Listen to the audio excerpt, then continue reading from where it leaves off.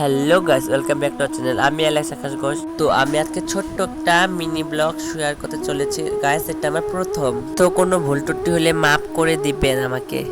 তো গাইস, আজকে আমি যাব আমাদের ভূতির বাড়িতে, কারণ আমার ভূতির বাড়িতে বৈষ্ণব সেবা আছে। তো চলো গাইস।